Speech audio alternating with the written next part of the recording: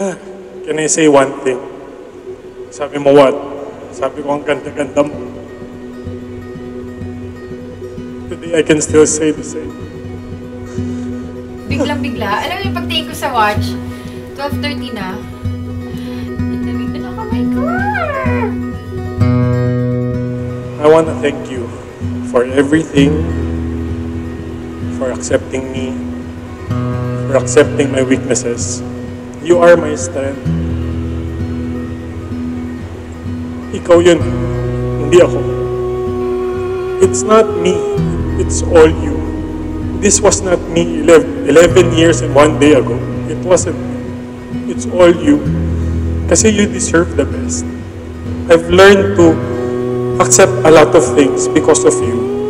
Nabago mo ko without you telling me, Nahan, magbago ka. I changed for you. Kasi mahal kita and you deserve to be happy.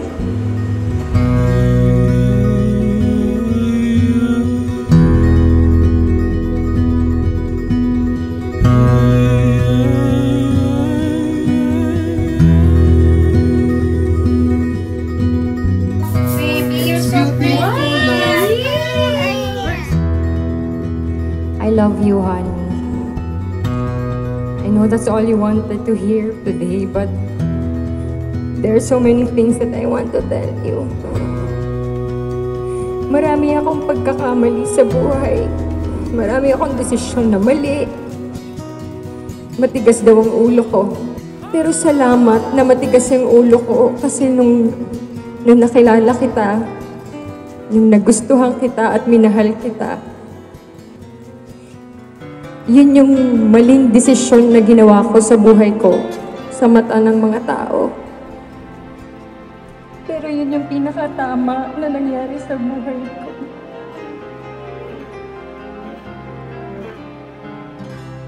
Bakit di magawang limutin ka? Bawat sandali ika'y naaalala. Tangi kong dasal sa may kapal, makapiling ka muli. Bakit di ka malis sa isip ko? Ikaw ang laging laman nitong puso ko. Kahit pilitin kong damdamin magbago, ikaw pa rin ang hinahanap ko. Hanggang ngayon, ikaw pa rin ang inibig ko. Ikaw pa rin ang natatanging pangarap ko. Ikaw lamang hanggang ngayon. Dapat ba nating pagbigyan Ang ating mga puso'y muli pang buksan at ibibigay lahat ang pag-ibig na tapat sa'yo.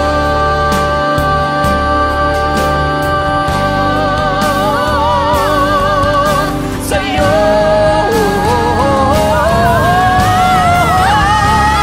Hanggang ngayon, ikaw pa rin ang iniibig ko.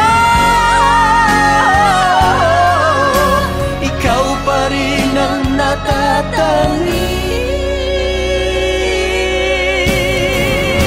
pangarap ko. Hindi ko na kayang mag-isa. Ikaw lamang.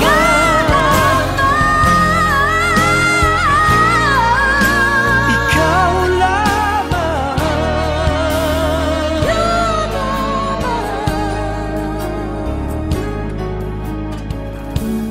Hanggang ngayon. I mean it. I love you beyond that. Because I really do. I love you, Mom.